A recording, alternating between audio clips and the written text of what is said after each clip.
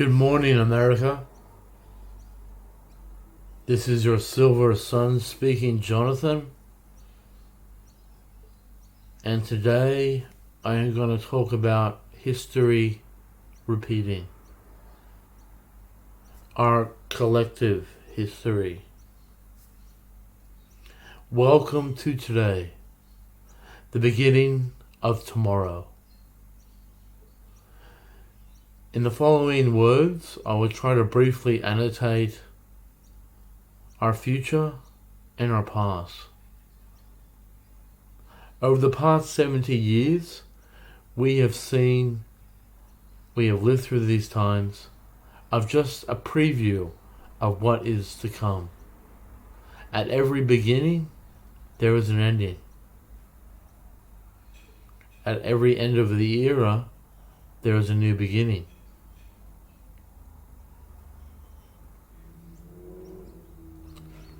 Now, here in 2021, we have reached a new era.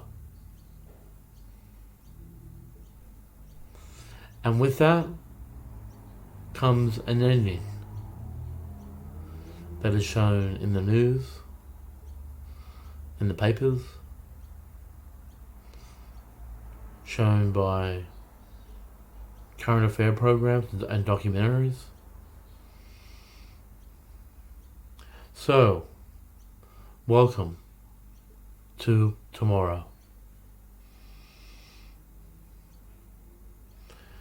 Over the past 70 years, we have just seen a taster, a minute portion of the full magnitude of what is going to happen in the next 50 years.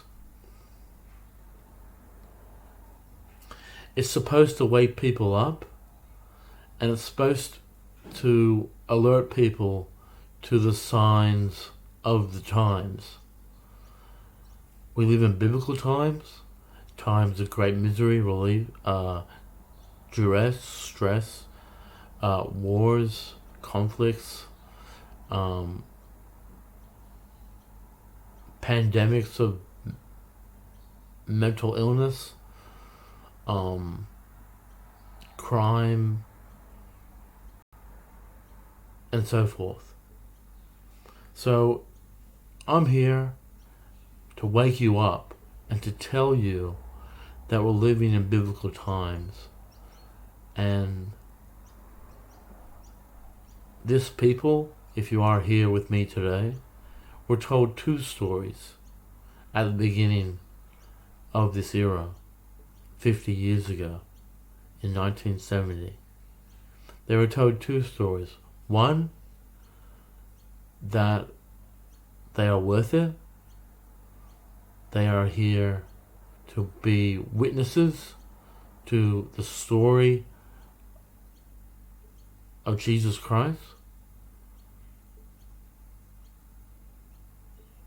And the flip side to that story, the other story that they were told, is that they're trash and that they deserve nothing, they're slaves to the system, and that they will serve only purposes ingrained in slavery. So get your bearings. Pull up a chair, because this new era could last 1,000 years. This is a Christ-like endeavor to build a world that is without end. A world with no hunger, no more war, no more disease, where every human need is met. This was the utopia that the 60s countercultures tried to capture and spread amongst their believers and amongst their communal settings. They wanted to hold on to an idealist world where we are judged by how we treat the least of us.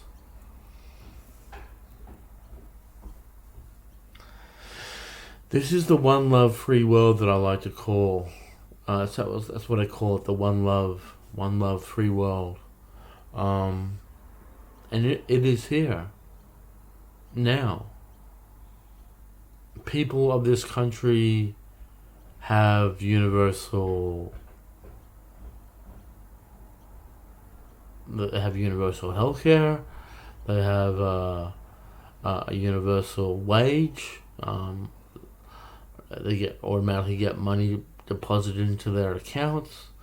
Robots can travel the world and use the grid as they like.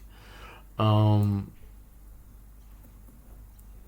it's an open, free world. And it's something that the real world has to contend with. So, 70 years ago, in the beginning of the Fourth World, there was a massive schism breaking out in the Cold War between the Soviet Union, China, Vietnam, Korea, and the United States.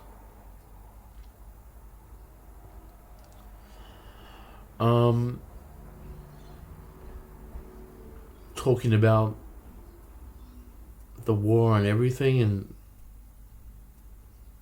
dualities that exist. There's hundreds of dualities that exist that people try to divide us in order to control us.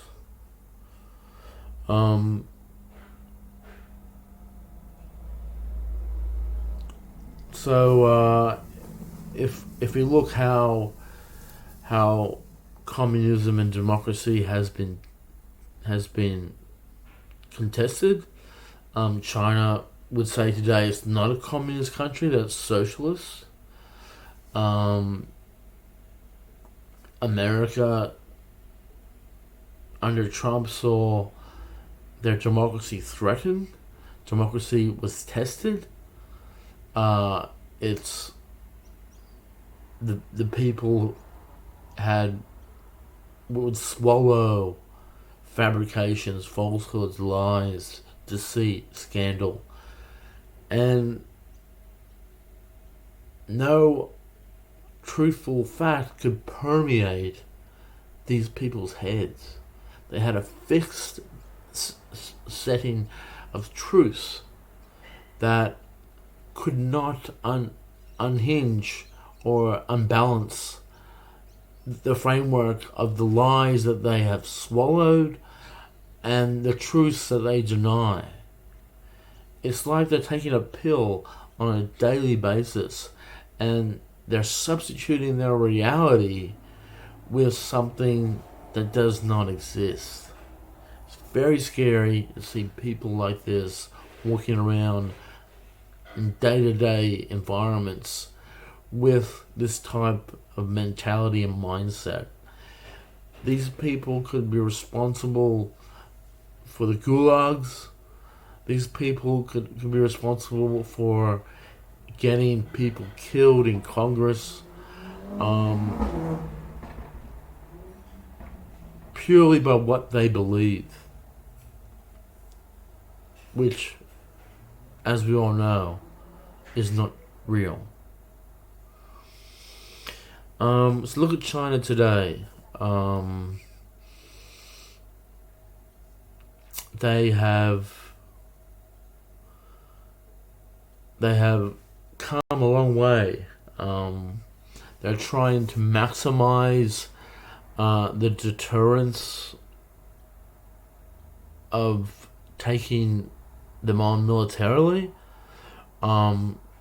Right now, militarily looking at China, they have all the necessary elements to wage a land war on Taiwan, in Southeast Asia, They have the carriers, they have the air power, they have the frigates, the APCs, the communal, the mass transit equipment, and they will be flexing their muscle. There will come clashes between America and China in the next 50 years. So now we look at, for example, the Nuclear Non-Proliferation Treaty. Australia is a signatory of that, and they are selling enriched rocks of uranium to China, to India, and this enriched uranium would take years to replicate in a lab environment. So because of they can sell this enriched uranium rocks to China, these nukes of megaton explosives come online sooner, and they come online quicker, and they're more powerful, so the blast area is bigger. Look at Russia's Satan II. It is a warhead that can blow away the state of Texas. So it's really something we have to be careful of. Since the 1980s, the Chinese Communist Party has embraced a modernization of the economy. Entrepreneurs, oligarchs, they have been getting massively rich on the backs of an open free market, the tenets of capitalism. So they say they're socialist, but one day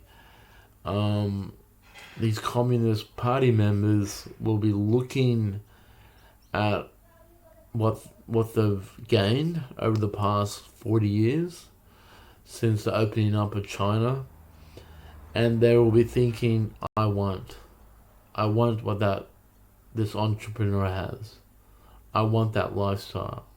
And it's greed. It all comes back to greed. Again, that's an element of capitalism. Greed. Will China be too greedy with their riches? Because if they are, then capitalism is not going to win the contest between communism and capitalism. Many people have already resigned to that fact. But today, now, capitalism is winning the argument because China is profiting majorly from the economic model that capitalism provides. China is profiting massively by how much wealth they can accumulate. And it's just a matter of time before these Chinese communist members come knocking on the door and asking, give it to me. I'll put a bullet in your head. So another way that China is communist is by the way it polices its people, by police state, by arms of the military.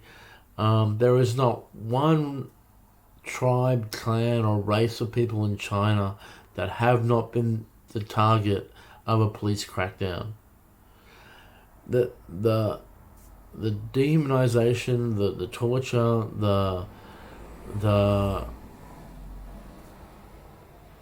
the evil,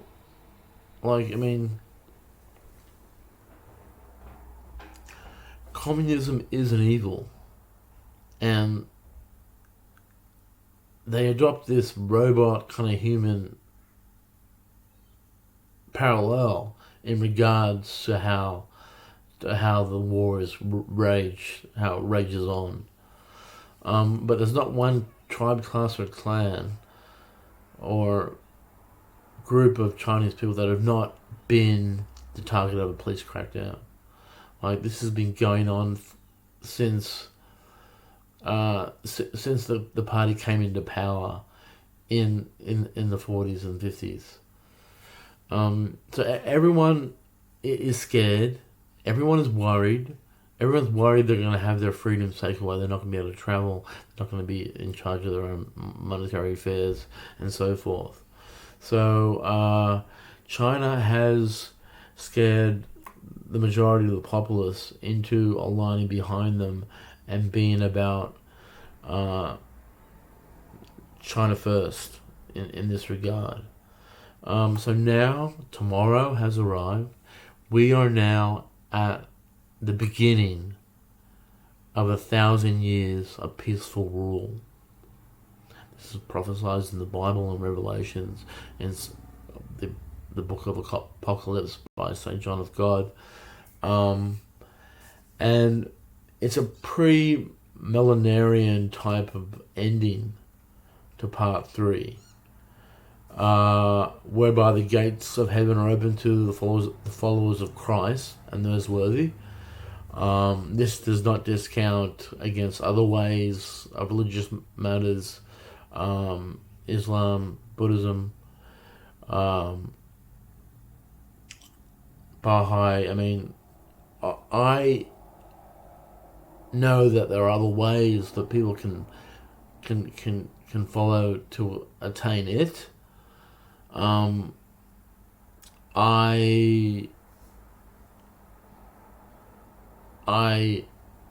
have no problem with Islam as long as the Quran is not taken literally by fundamentalists.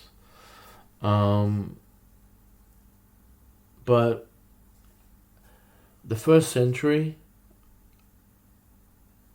of Christ, 2,000 years ago, we are reliving a story that's being told that's going to involve history repeating.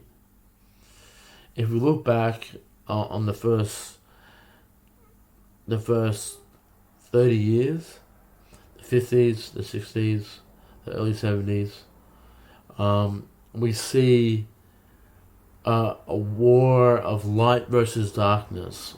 Darkness resembled by communism, and light being represented by America. And we saw that in the domino effect. Korea and Vietnam were predominantly proxy wars, where communism was being fought.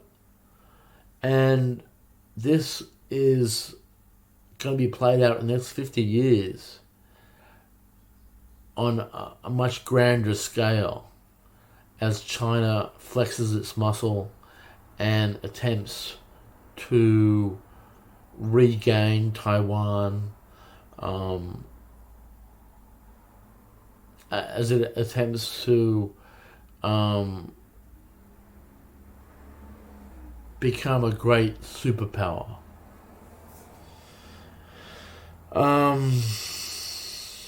So, I mean, the war and everything, as you can tell, is a way to divide us, between us and them. You have class dualities, you have economic dualities, you have political dualities, you have sexist dualities, ageism dualities, and all of these are here to divide us and split us apart, so we're easy to contain, divide and conquer, trying to control the populace, and giving them some hapless meaning to their lives that it really is more of a of a joke than should be taken seriously in day-to-day affairs. So we're going to have a class of civilizations. It's going to lead up to Armageddon. In 20, there's going to be a war of religion in 2063 to 2069, and it's going to pit Christianity and Islam against each other. These are my brothers. These are my children of the light. These are my fellow prophets. These are the people, the other half of you, the other half of me. And I will not let that happen. I will not. I won't. I feel like dying for if we can. If you leave it as a spiritual war of light versus darkness held on astral planes in heavenly abodes, in underworlds, inner and outer worlds, like, light should win, light will win. But when you look at the power, the numbers game, how in terms of manpower, we are stricken with doubts about how we're going to accomplish this.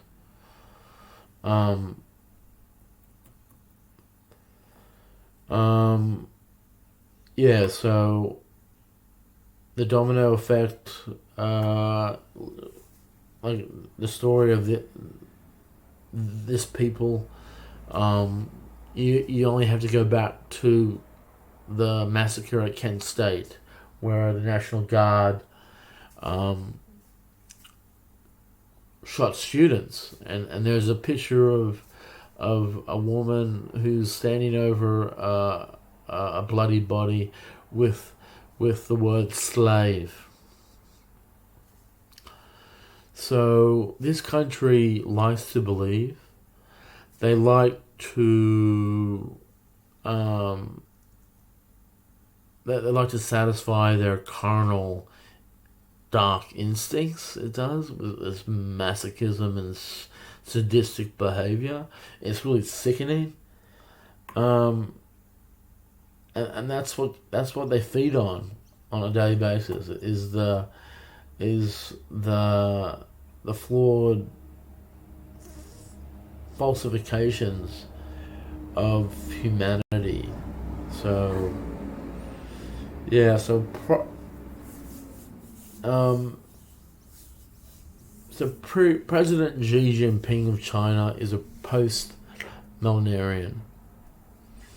He does not wish for the second coming of Christ to happen before the millennium of peaceful rule. He wishes for it to happen after.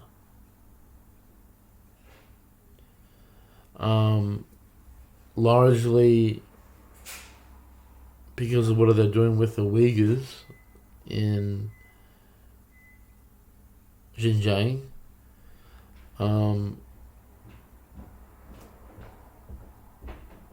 They will be mostly immune from these wars of religion.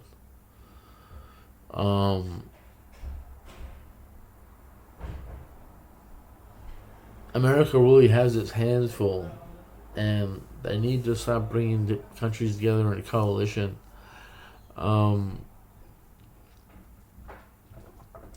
They've got communism, they've got atheism, they've got Satan, they've all these types of forces and energies and ideologies. They are pitted against America, and we can. If we try hard enough.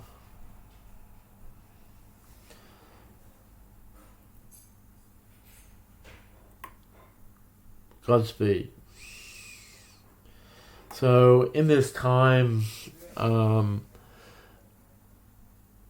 in the next 50 years, we will see a religious war waging. And I talk about ISIS, and I talk about Al Qaeda and the Middle East later on. But people will turn to God. They will, and they'll repent. They will. It'll be en masse, because there's only so many signs the human consciousness can take before. I mean, I say that optimistically, but when I look at Trumpism, I don't know. I think people are so delusional, so deluded by the facts, that maybe they won't turn to God when they realize that their house just got blown away by a hurricane. Maybe they won't turn to God when they realize that there's no gas, there's no petrol in the gas stations anymore. Maybe they won't turn to God when they realize that they're just eating bread and water on a daily basis.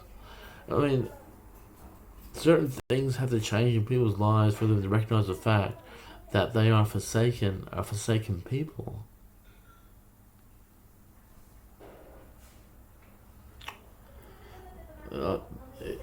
It's I'm amazed at what Orwell has done with Trump. I'm amazed. I'm astounded. It just doesn't get even more ignorant or stupid or naive. Like, it's happening now. Like, people's minds are being controlled. It's just unbelievable by how obscene and how irrational people can get. So China is gonna be focusing very insular.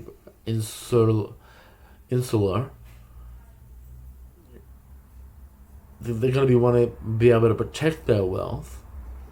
So on very many aspects, it's going to be a China first policy.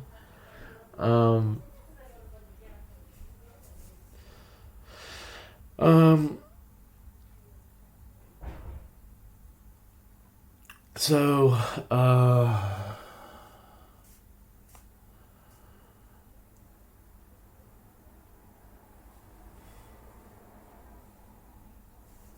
there is going to be a spiritual war of light versus darkness. I mean, this is the eternal war that wages on behind the scenes, outside our field of vision, outside our spectrum of noise. I mean, if you look at scientifically what we can see with the naked eye, we only see 2% of the visual spectrum. There is a lot going on behind the scenes. Major technical advancements in the next 10 years. And that will be used primarily to dehumanize people if it is communist and if they do hold malice in their hearts. So we have to look out for that.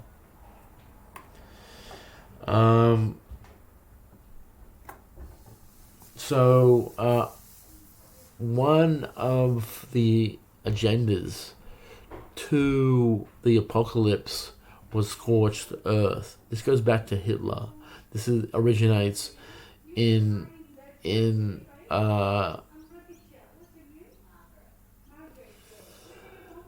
when he asked, "Is Paris burning?" That was about scorched earth. And not many people know this, but many people in the Soviet Union, when it was functional, it was agreed between the two superpowers that they would be in charge with blowing away the rest of the world, the surface of the planet. They had up to 20,000 warheads, and it was their responsibility primarily to make sure that every square centimeter of Earth had been scorched, blown away by a nuclear warhead kept radiated so nothing would grow on the surface, and this was to ensure that none of them survive, that none of them escape, that none of them get together and start building a Tower of Babel to the heavens. This is to kind of separate the outer worlds and the inner worlds by a desolate wasteland of radioactive dust. So that's Hitler having his way with the world, and they have since rescinded that responsibility, and they want the other people to get involved as well with blowing them away. So even though the Soviet Union worked for them, they're still responsible for them and blowing them away and making sure that everyone is dead after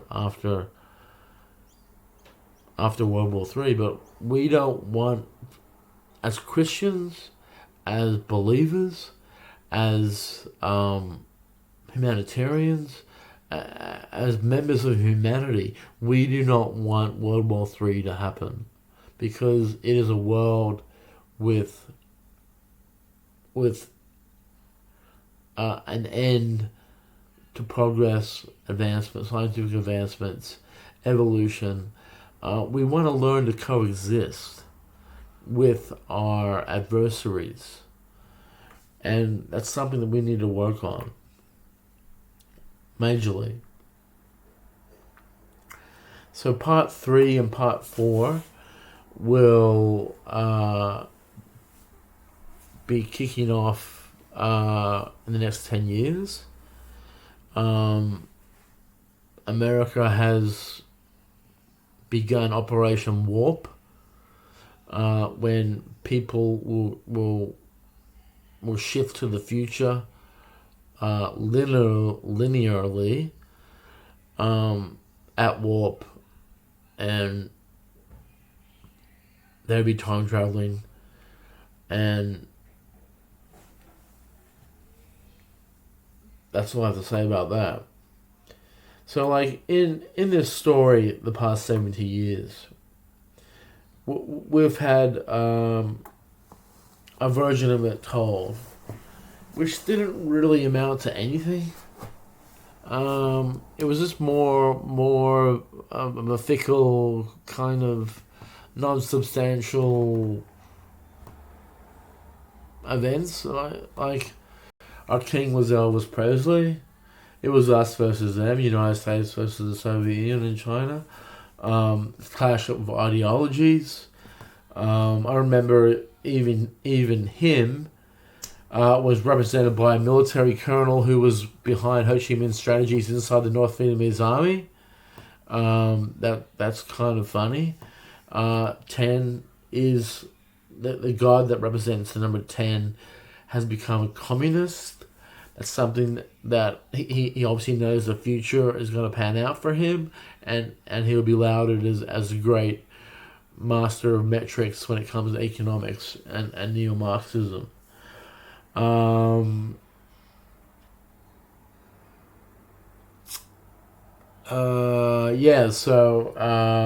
we had the domino effects, Asia on fire,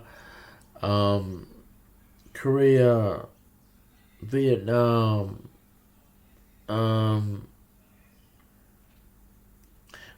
America's tried to contain China in those wars and the spread of communism. What most people know is that a lot of them wanted to go for Australia. A lot of them wanted to land in Australia. They wanted because it's a continent. It's the world's biggest island. Millions of people infiltrated and invaded Indonesia in an effort for a war to happen. I still don't know what the real population of Indonesia is. Officially, it's supposed to be around 200 million. It's not 200 million. It's something far less. But for some reason, God likes to keep Australia on its toes and let them know there's a 200 million people who want to come to Australia and toil the earth. What else did we have around this time? We had the Jesus Revolution in 71 and 72 in America, in which 40,000 people became born-again Christians.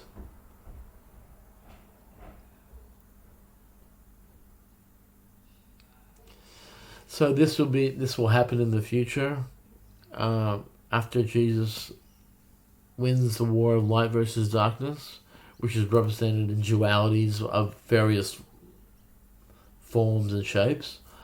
And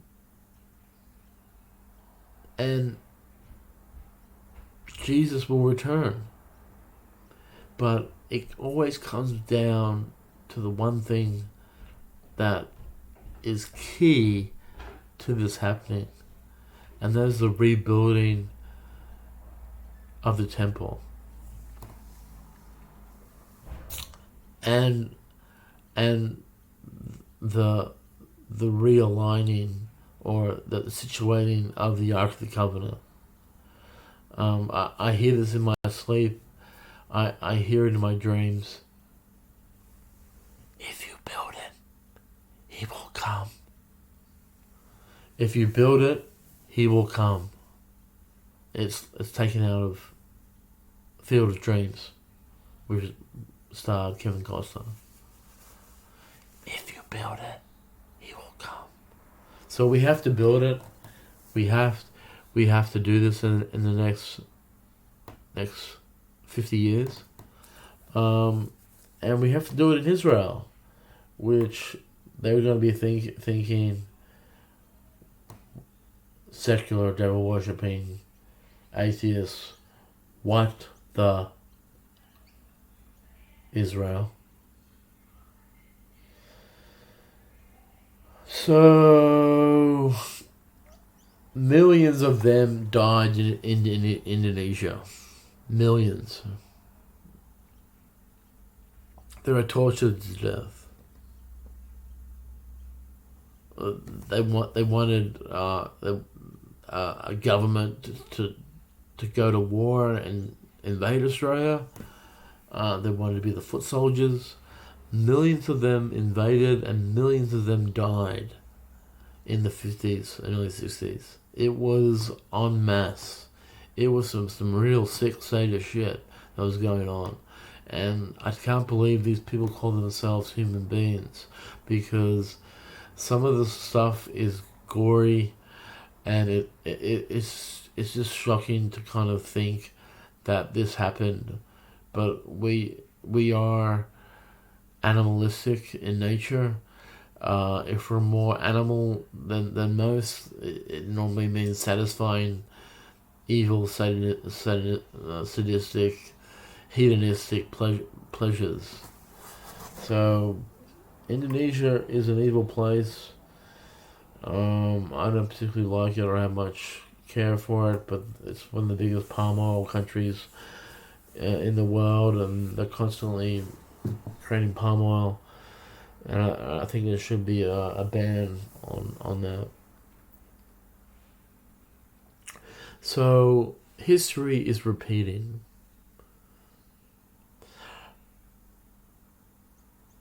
But it's not your history, it's not my history, it's our collective histories. So when we look at ISIS after the Arab Spring, 2013, 2014, we see a number of militant, fundamental Islamic revolutionaries.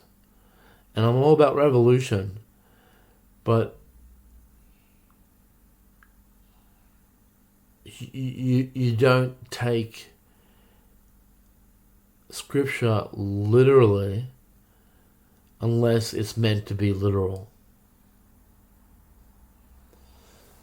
And you need an enlightened mind, and you need a heart that is rich with life experiences, I know, to be able to determine that.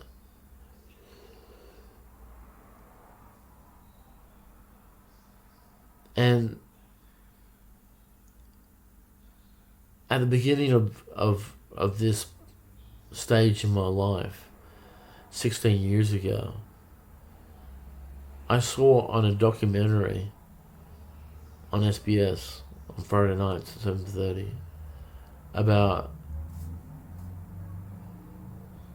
what would happen at the end of this era.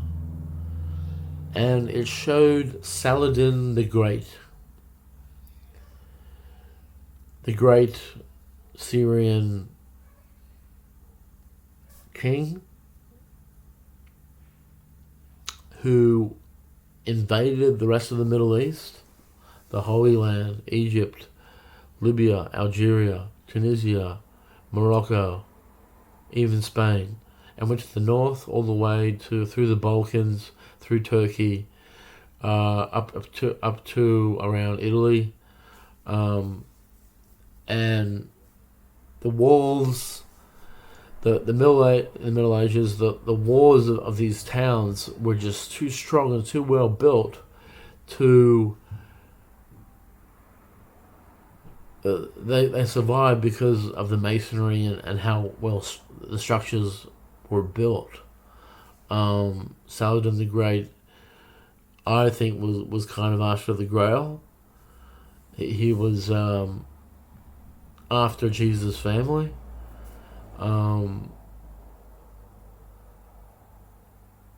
After the Ark of the Covenant, something. But if you look at that, it's a massive caliphate, an Islamic state, and it's all around the skirts of the Mediterranean. And within this caliphate is the policy of Arabization, where the language spoken is Arabic, where the religion is Islam, where it's more of a theocracy than anything, and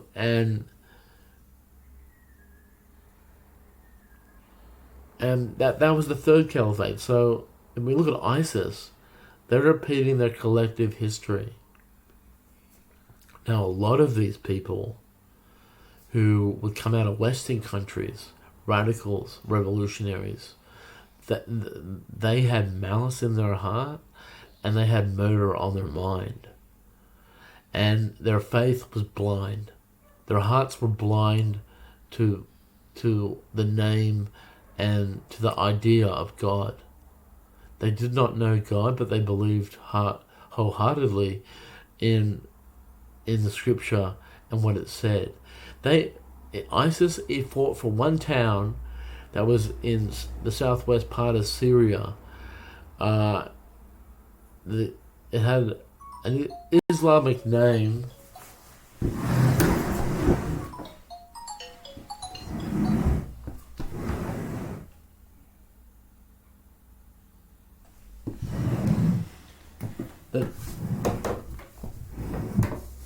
It had an Islamic name, and it was supposed to survive World War III. Now, to most of these believers who wanted to most of these believers, World War III is now. So they fought for this town. They fought for control of it. They lost a lot of men, but they still gained control of it because they wanted to ensure their victory. And they followed scripture, and they wanted the West to retaliate by putting troops on the ground. That didn't happen. Look around you. Look around those countries. Mosul.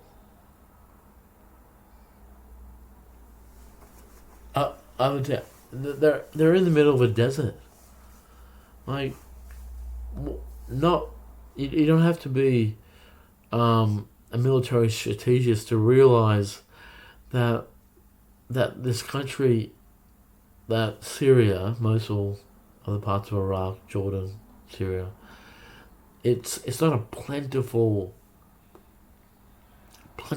rich landscape you're fighting over. It's desert.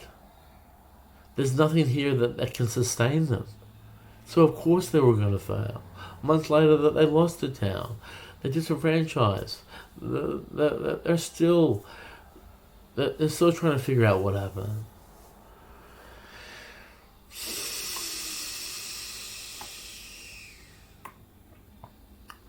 So Obama must have been thinking, these sand niggers are crazy. Because they're fighting over a desolate desert. Nothing out there can sustain them. But if they're them, they can make mud cakes. They can make food out of dirt. Were they communists? Were they infinite? Were they them? And just wanting to kill, murder on their mind.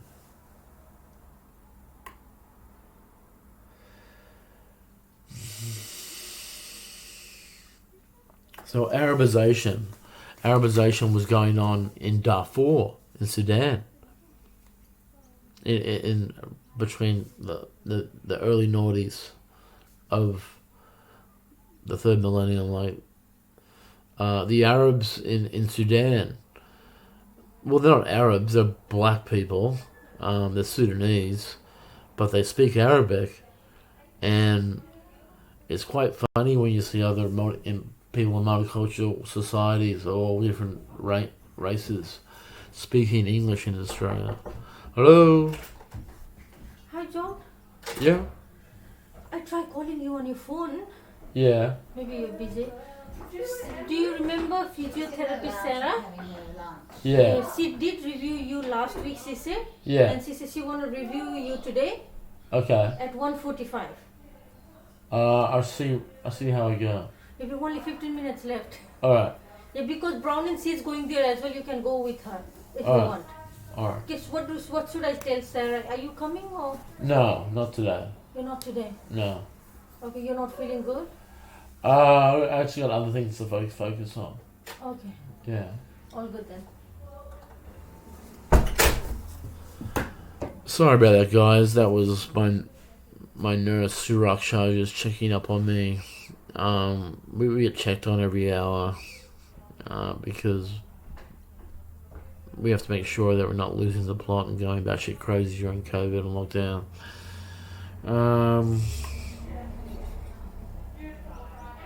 So yeah.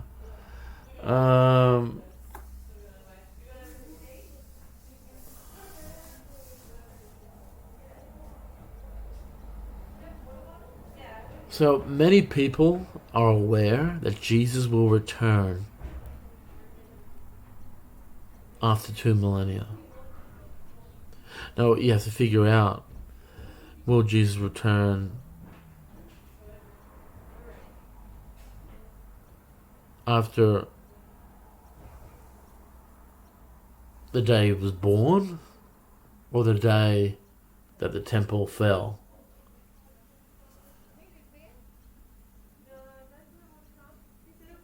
And I believe that Jesus will return 2,000 years from when the temple was destroyed in the Jewish rebellion, which was 69 or 70 AD. So once you figure that out, you have a pretty good idea of when all this is going to kick off. I mean, I kind of thought that 1955 was year zero. Because if 1955 was year zero, we have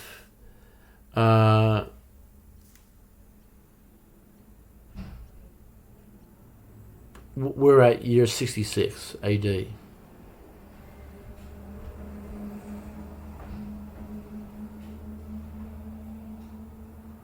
Just think about that.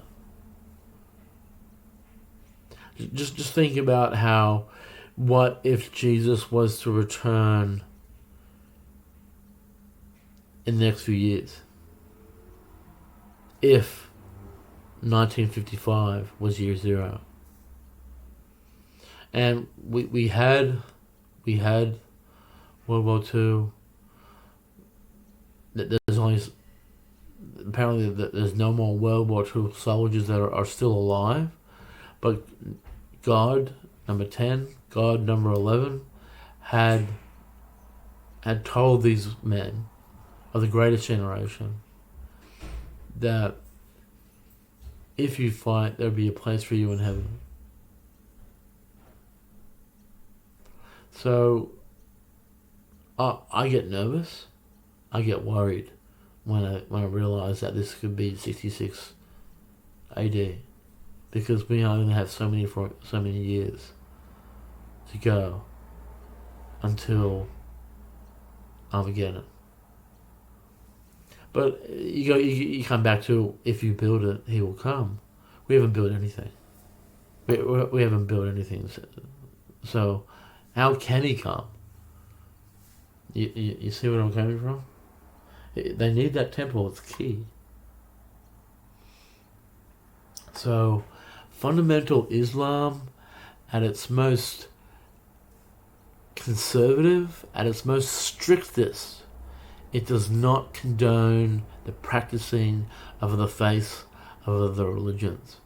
Saladin the Great had Christians in the Middle East that were allowed to pray together, that were allowed to worship together and give thanks and praise.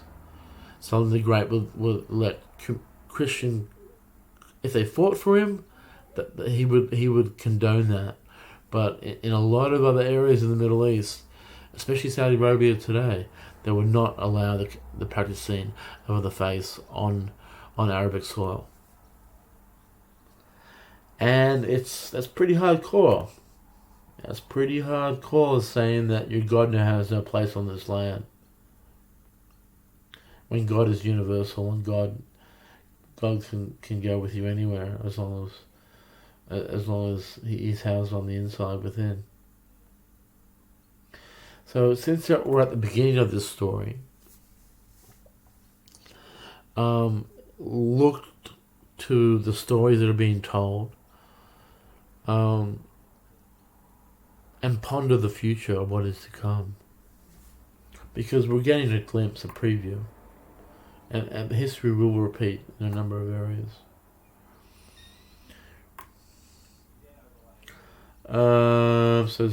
Yeah.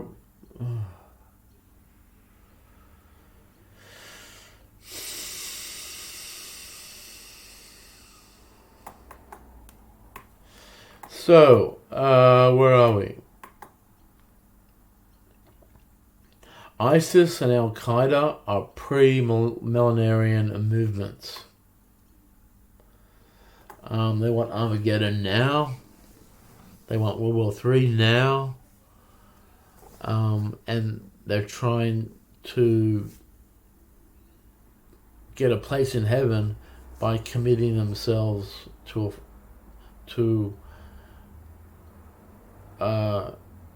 holy wars and jihad. But it's pretty well. I mean, obviously these believers, if you want to call them believers, are they're radical in such a way that they don't know life's ways. Like how they hold their humanity in respect to other people's lives, like the life of someone, shows how illogical and inferior their understanding is of life. and in life's ways, they're doing this for a place in heaven. They're barbaric, killing, murder, mayhem, and already in life's ways, that they're doing that for a place in heaven and leaving scores of dead people behind. So, like, where is this coming from? Like, what authority are you to establish an Islamic caliphate that is based on murder, mayhem, and genocide of the Kurds, for example? So they're not experienced in life ways. God is the master of all ways, and he teaches much about life and the preciousness of it and how it should be cradled and cared for and nurtured. So that common respect for our other people, other races of men, is founded as a brotherhood and a bond that we can't just turn our back on our brother, and we can't just walk away when people are in need. We are judged on how we treat the least of us. So there is going to be a global recession sometime in the next 10 years, and this will be the death knell of capitalism. Capitalism will not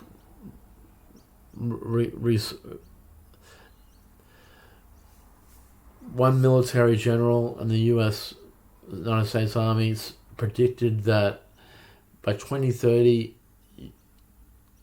there will be signs, there will be warnings, that there will be the state of play by America will see its superior power be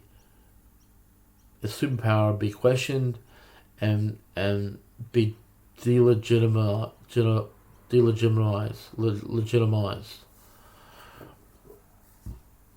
which is scary for the world, because communism has been doing its best to defeat religion and to put the religious in the grave. So their logic is, if you can defeat democracy, which is founded on Bill of Rights, on civil rights, on human rights, if you can defeat democracy, then religion does not stand a chance in authoritarian regimes around the country. It doesn't stand a chance. So that's why we should turn to America and build coalitions and multilateral responses to the insecurities of the world. So China and America are dueling it out in the long game, which is they're going to try and contain China and blunt their rise, but by what it looks like going on the ground, like their economy is growing like 6 to 7% a year, and it's just phenomenal. It's unbelievable. You look at China, like it's just phenomenal. What a beast economically they are right now. Like, it's just well done to them. Like, they didn't do it with Mao's.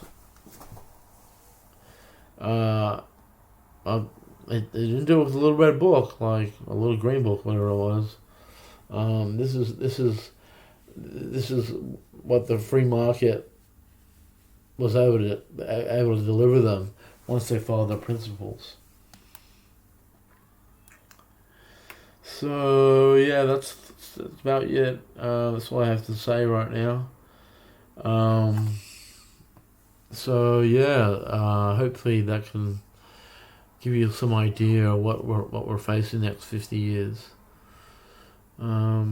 So band together,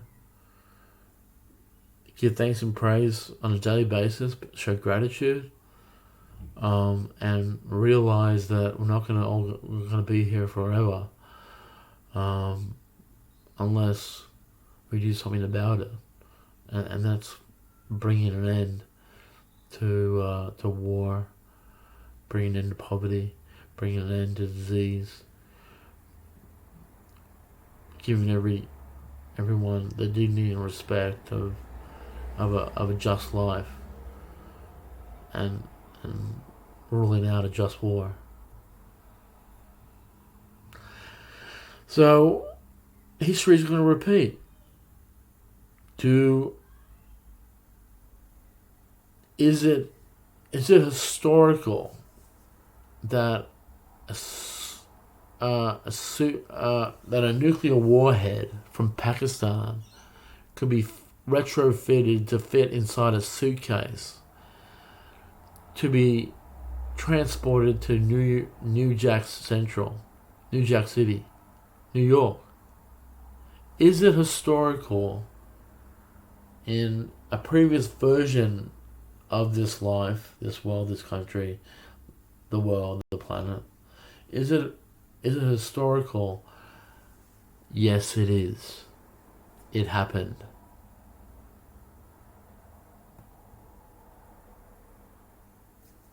We know what that was about. And we have to stop it from happening. We need more signatories to the Non-Proliferation Treaty. We need more rules for a nuclear war. We need to save the world by protecting these nuclear warheads from getting stolen and being taken and sent to other countries for detonation. So let's hope we can do that, because it's 66 AD.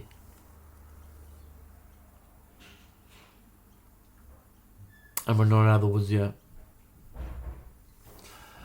Adios, amigo. Vaya Dios. Hasta luego.